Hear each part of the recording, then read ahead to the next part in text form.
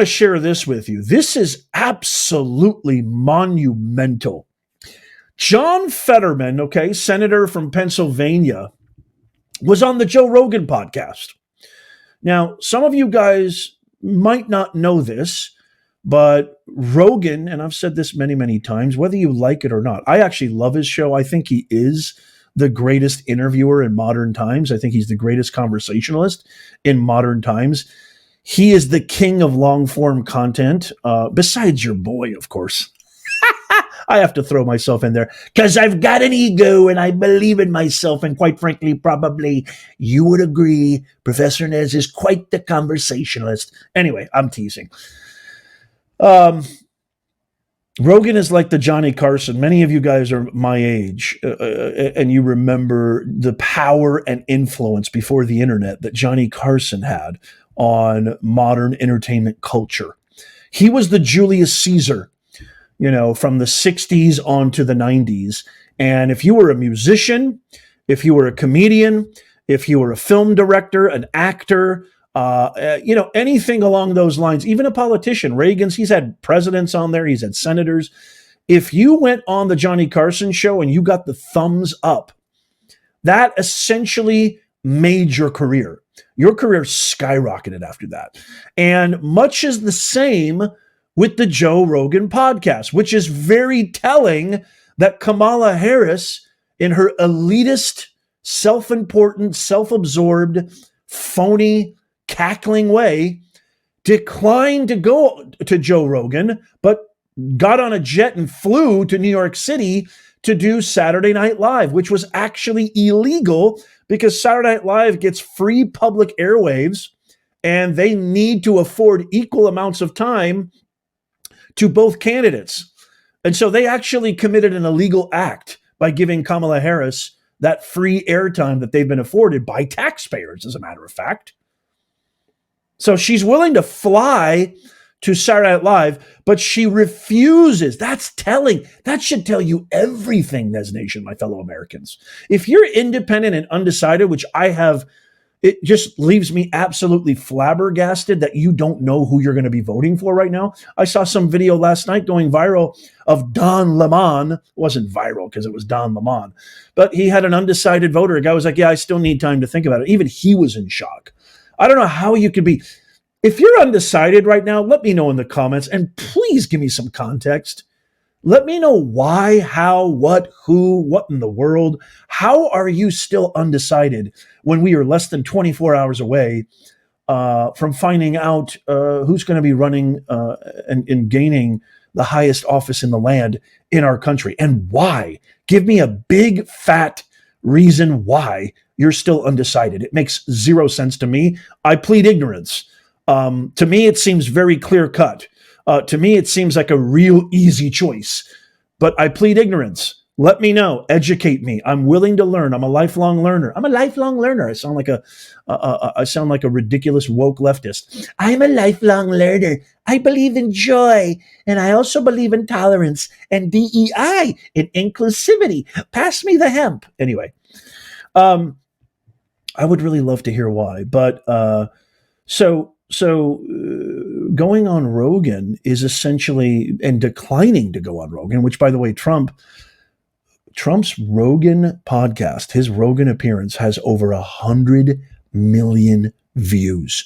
Over 100 million views. The only podcast that the cackler in chief, Kamala, went on, the only podcast that she went on was this lascivious, very lowbrow, Call Her Daddy podcast, where I don't listen or watch the podcast, but due to my research, I found out it's a very lascivious,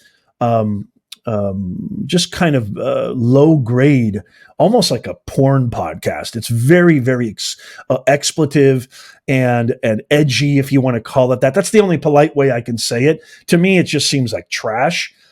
Her appearance on that podcast over 2 weeks ago has garnered less than 700,000 views. Trump, so we got 700,000 views on the trashy Call Her Daddy podcast versus 100 million views. And I think JD Vance's appearance on Joe Rogan, which, by the way, I highly, highly recommend. Check out Rogan. I know you guys probably all saw Trump's. Check out Rogan's interview with JD Vance. It's beautiful. It's remarkable. Even my wife, who is an excellent judge of character, obviously, she's terrific because she married me, and she married who I call, quite frankly, probably the greatest YouTube channel on planet Earth, and that's Professor Does. Kamala, you're fired. Even she said, this guy is super likable. Like, JD Vance is down to earth, intelligent, articulate. He's a guy's guy, self-made, bootstrap, pulled himself up from abject poverty. He's the emblem of the American dream. And his interview with Rogan, I think, has over 10 million views. So the vice presidential candidate, somebody that hardly anybody knows anything about until he was picked as VP, he has millions and millions of views over Kamala. And you're going to tell me that this election is neck and neck? Oh my God, this is insane. But it has to do with Rogan really pinning him down on the insane border crisis, the worst border crisis in the history of our country, and pinning him down on what is the significance, what is the motivation, the incentive of essentially pulling out the red card. I can't believe this. You've got a Democratic senator, okay, on the Joe Rogan podcast who perpetuates the lie of the border bill, the bipartisan border bill, which it was. And by the way, this is another thing that Kamala talks about all the time, right? That, oh, it was Trump's fault. Everything's Trump's fault. You guys have had control of the government 12 of the last 16 years.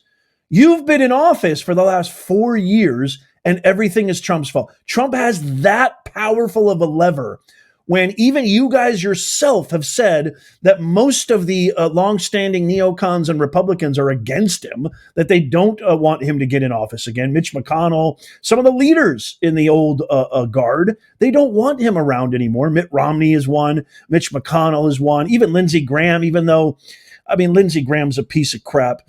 He even admitted, yeah, that's basically the plan. Look what's happened to Texas. And you've got somebody like Joe Rogan who is out articulating. He is a comedian. He's a podcast host. He is laying out the orchestration, the design, the strategy. And by the way, Joe Rogan voted for Bernie Sanders in 2016. You need to think about that. The evolution of Joe Rogan's mindset and philosophy has been a beautiful thing to watch. Another reason why I'm a big fan of his, and quite frankly, the whole entire world is. I mean, this guy's the number one show. He garners more influence and views than every single network in the woke fake mafia cabal and corrupt media, network media, combined. I mean, it's like even 100x more than that combined. Okay? This is a guy who voted for Bernie Sanders. But even he, who recently said, when he talked to Donald Trump, he said the Republican Party is now the party of rebels. It's the party that's raging against the machine. It's the party that's anti-establishment. It used to be the Democrats. The Democrats were the party that were anti-machine, anti-establishment, contrarian and nonconformists. That's changed because of people like AOC, because of people like Obama, because of people like Bernie Sanders, because of people like Kamala. It's all over. That's why Robert F. Kennedy Jr. left the Democratic Party.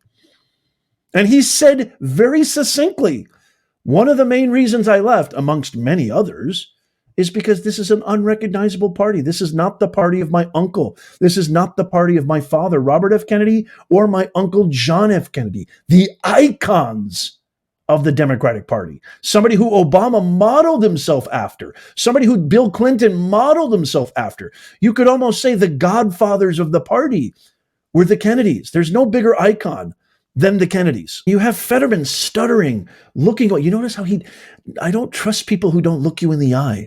I don't trust people who don't look you in the eye. You notice how he kept looking everywhere but Joe Rogan's eyes.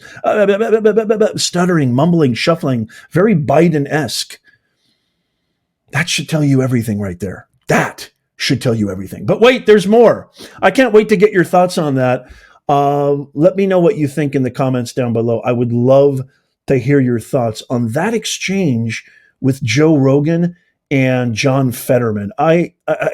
Fetterman to me, somebody mentioned this in the comments. Fetterman to me seems like a big Dunsky.